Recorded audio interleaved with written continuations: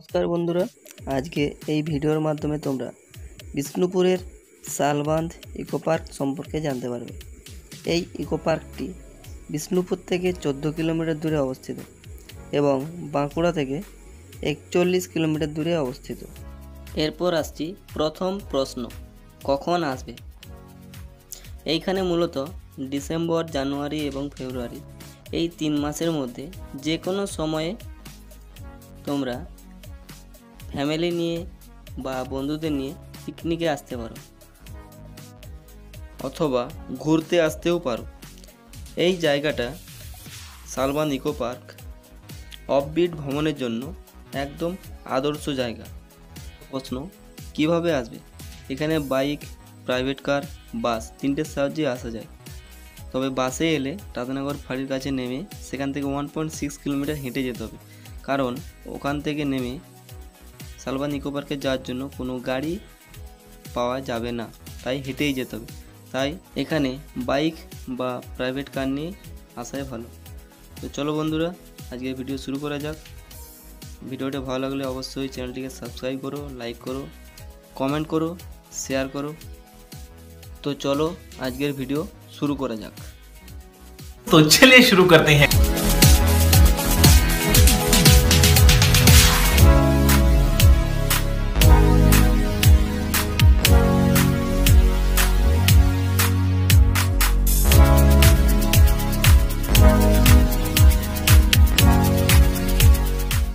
বন্ধুরা, আর একটু এগিয়ে গেলেই সামনে পড়ে পুলিশ ফাঁড়ি। তো তার আগে তোমরা দেখতে পাচ্ছ দুটো বোর্ড এখানে। তো এখান থেকে বাঁ দিকে নিয়ে নিতে হবে আমাদের। তো চলো বন্ধুরা, সঙ্গে থাকো।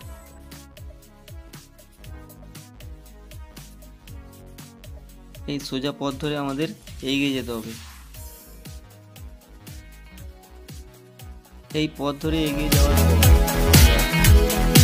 ডান দিকে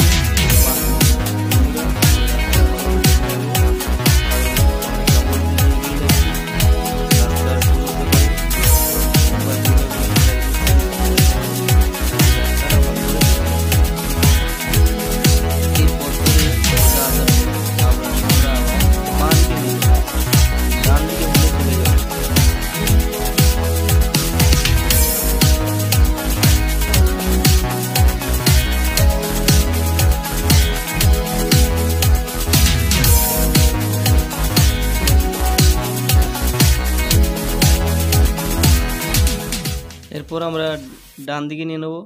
ডান দিক দিয়ে আর কিছু দূর গেলেই আমাদের চোখের সামনে পড়বে শালবাঁধ ইকো পার্কের যে গেট আছে বা ফটক যাই বলবে সেটা। তোমরা দেখতে পাচ্ছ বন্ধুরা, সারি সারি দাঁড়িয়ে আছে শাল গাছ। মূলত এই জঙ্গলে শাল, গোলপাতা, বাঁশ, মঞ্জরি ইত্যাদি গাছ দেখতে পাওয়া যায়। তো চলো বন্ধুরা, সঙ্গে থাকো, দেখতে থাকো।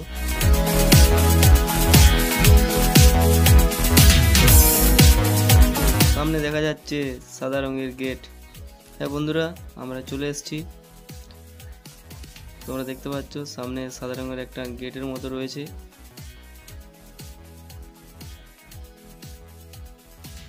এটাই হলো প্রবেশ পথ। এখন অফ সিজন তো তাই খোলাই আছে, না হলে সিজনের সময় ডিসেম্বর, জানুয়ারি, ফেব্রুয়ারি এই সময় প্রবেশের জন্য 20 টাকা করে লাগে।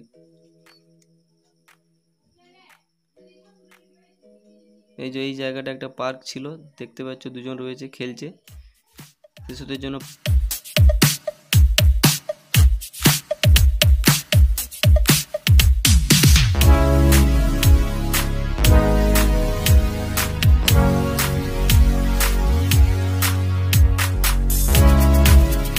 এই পথ ধরে সোজা এগিয়ে গেলে তোমরা দেখতে পাচ্ছ একটা বোর্ড দেখতে পাচ্ছ।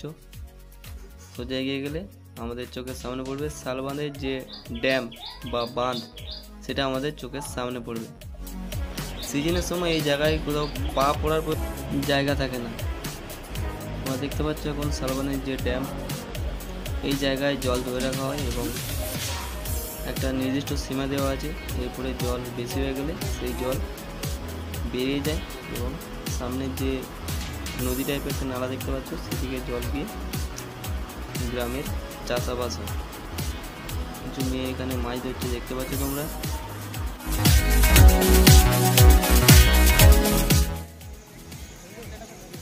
সামনে যে ঘরটা দেখতে পাচ্ছ এটাকে আমরা বলি প্রেমের সাক্ষীঘর বা দ্য উইটনেস অফ লাভ। কেন বলছি তোমাদের দেখাচ্ছি কারণটা। এর গায়ে আজও খোদিত আছে ইনা মিনা টিনা প্লাস মাইনাস বান্টু ঝান্টু মন্টু।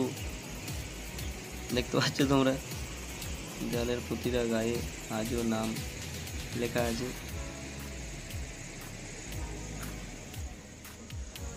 বাইরেটা হলো, এবার ভিতরটা দেখব। ভিতরটারও একই অবস্থা, খাতায় না লিখে সব এখানে লিখে দিয়ে গেছে।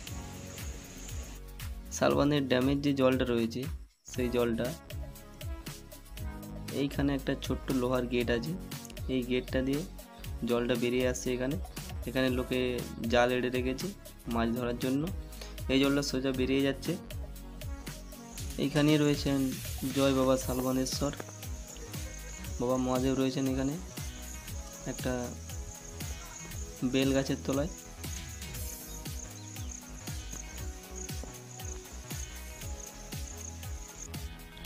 বসার জন্য বিভিন্ন রকমের ব্যবস্থা করা আছে। এখন ব্যবহার না করার জন্য ওই দ্বীপ গড়ে উঠেছে, কিন্তু আবার যখন সিজন চালু হয়ে যাবে আবার তখন জায়গাটা আবার পরিষ্কার হয়ে যাবে।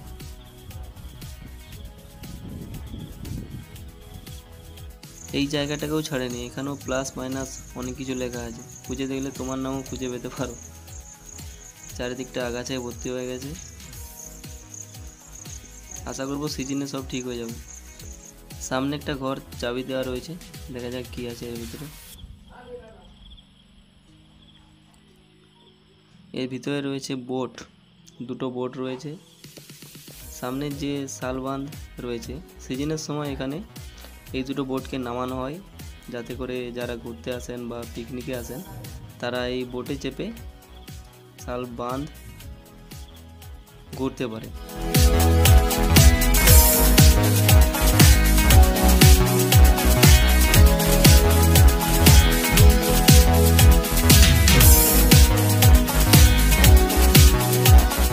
দেখে মনে হচ্ছে বাঁধটা অনেকদিন সংস্কার হয়নি, কচুরিপানা আগাছায় ভর্তি হয়ে গেছে বাঁধটা। আশা করব যখন ডিসেম্বর জানুয়ারি ফেব্রুয়ারি আসবে বাঁধটা আবার ঠিক হয়ে যাবে, সেরে উঠবে শালবাঁধ ইকো পার্ক, মানুষের জন্য মজার একটা কেন্দ্রস্থল হয়ে উঠবে।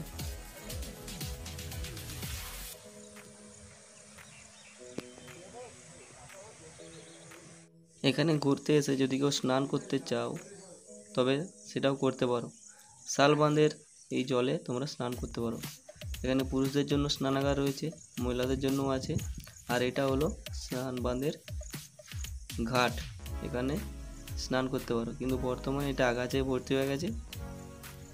সিজন এলে আশা করি এই জায়গাটা আমরা পরিষ্কার দেখতে পাবো।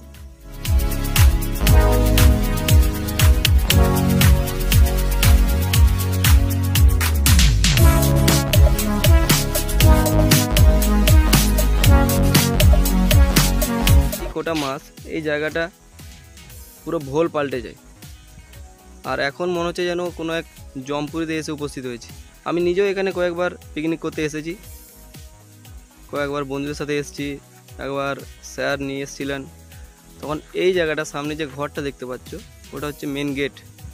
গেটের পাশে যে জায়গাটা রয়েছে ওখানটা একটা পার্ক ছিল, বাচ্চাদের খেলার জন্য একটা জায়গা ছিল। বর্তমানে সেই জায়গাগুলো আর কিছুই নেই। এই জায়গাগুলোতে যারা পিকনিক করতে আসতো তারা বসতো, কিন্তু বর্তমানে এই সব জিনিসগুলো ভেঙে গেছে।